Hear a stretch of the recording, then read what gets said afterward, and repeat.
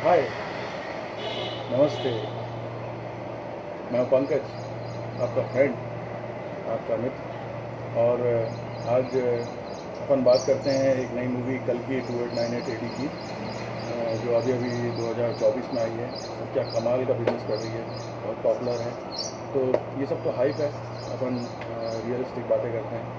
तो आप में से कुछ देख चुके हैं, कुछ देखने का प्लान बना रहे होंगे, कुछ क्यूरियस होंगे, जिज्ञासा होगी इसके बारे में। तो इन सभी सिनारियोज़ के लिए मैं अच्छी और बुरी बातें मूवीज़ की बताता हूँ। अच्छी बातें ये है कि इसके स्पेशल इफेक्ट्स बहुत अच्छे हैं। वीएफएक्स और सीजीआई का इस्तेमाल बहुत अच्छा हुआ है। इंडियन जो वीएफएक्स या सीजीआई इंडस्ट्री है वो बहुत आगे जा चुकी है, इससे पता चलता है। और 3D बहुत अच्छा है इस मूवी का। एंड उसके साथ महाभारत के सीन्स बहुत अच्छे हैं। चौथी बात है कि इसमें अश्वत्थामा का कैरेक्टर बहुत अच्छे से डिफाइंड है और दिखाया है और इंटरेस्टिंग है। इसके साथ जो अश्वत्थामा का रोल किया है अमिताभ बच्चन जी ने, उसकी परफॉर्मेंस बहुत अच्छी है, दमदार है, एकदम इंटेंस परफॉर्मेंस है, अच्छा लगता है आपको देखते में होते हैं तो आप most of the time movie को देखते हैं। इसके साथ सिनेमाटोग्राफी बहुत अच्छी है मूवी की। सीन्स पैनोरामिक वे में बहुत अच्छे से फिल्माए गए हैं, दिखते हैं, अच्छा लगता है। और अब आते हैं बुरी बातों पे। तो बुरी बातें ये है कि इसमें टाइम बिल्कुल गलत दिखाया है। 2898 एडी में कलयुग का अंत बताया है इन्होंने, या 2898 एडी के बाद कुछ समय बाद इमेजिन कर लीजिए तो भी कलयुग का अंत नहीं होगा। कलयुग का अंत वास्तव में होने वाला है 4,28,899 एडी में, यानी आज से लगभग 4,26,000 साल बाद लगभग। तो ये टाइम दिखाना बिल्कुल गलत है। कहाँ लाखों की बात मैं कर रहा हूँ और दूसरी तरफ ये मूवी सिर्फ आज से 800 साल बाद की बात कर रही है। कलयुग का अंत इतनी जल्दी नहीं होगा, समय लगेगा।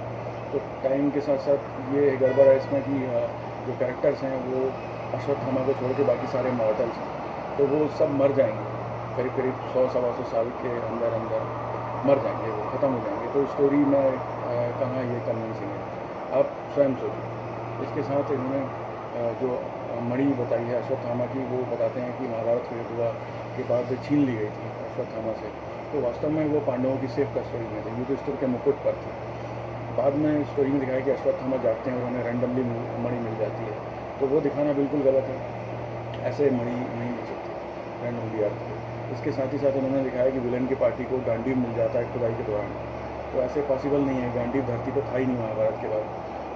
अर्जुन ने देह त्यागने के पहले और स्वर्ग जाने के पहले देवताओं की रिक्वेस्ट पर गांडीव को समुद्र में प्रवाहित कर दिया था और वहाँ से फिर वो देवताओं के पास चला गया था स्वर्ग में। तो गांडीव जा चुका था धरती से, तो इसमें गांडीव का दिखाना बिल्कुल गलत है, एब्सोल्युटली मिसगाइडिंग है।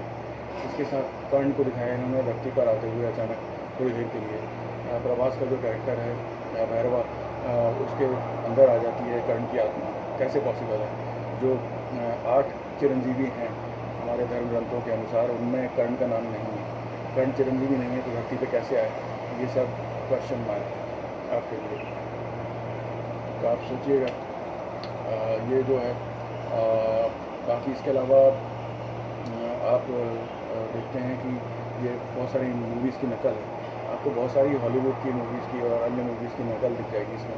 मैड मैक्स दिखेगी आपको, बहुत सारी मैड मैक्स वाली जो मूवीज़ हैं उनमें बैरन लैंडस्केप दिखेगा आपको, ब्राउन ऑरेंज सा लैंडस्केप, वो सब नकल दिखेगी। अवतार का ट्री दिखेगा आपको, सीक्रेट वाला। तो इसके साथ वाटर वर्ल्ड दिखेगी आपको, और black panther, Wakanda forever, etcetera etcetera. ये सब मूवीज़ की नकल है।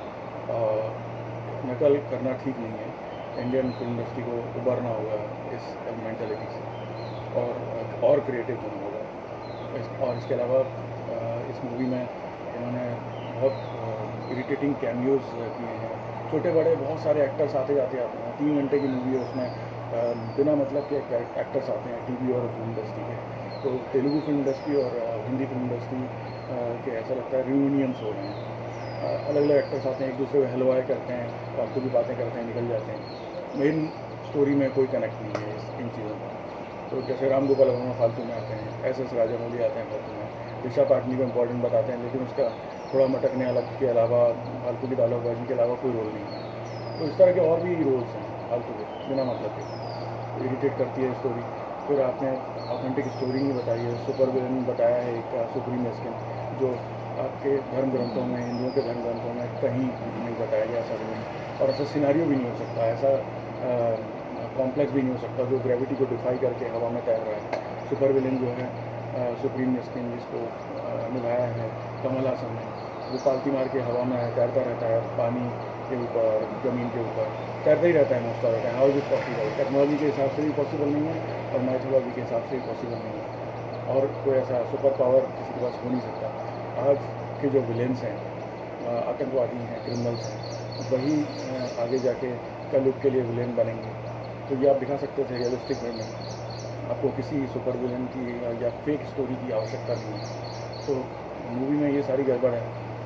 फिर आपने बहुत सारी स्टोरी में गड़बड़ की है, स्टोरी में कनेक्ट नहीं है, कोई कोहेरेंस नहीं है, पेस की प्रॉब्लम है और स्टोरी बहुत बोरिंग हो जाती है। डायलॉग भी बहुत बोरिंग है। ओरिजिनल मूवी तेलुगु में है, जब हिंदी में ये डब हुई है तो बहुत बोरिंग हो गई है डायलॉग बाजी।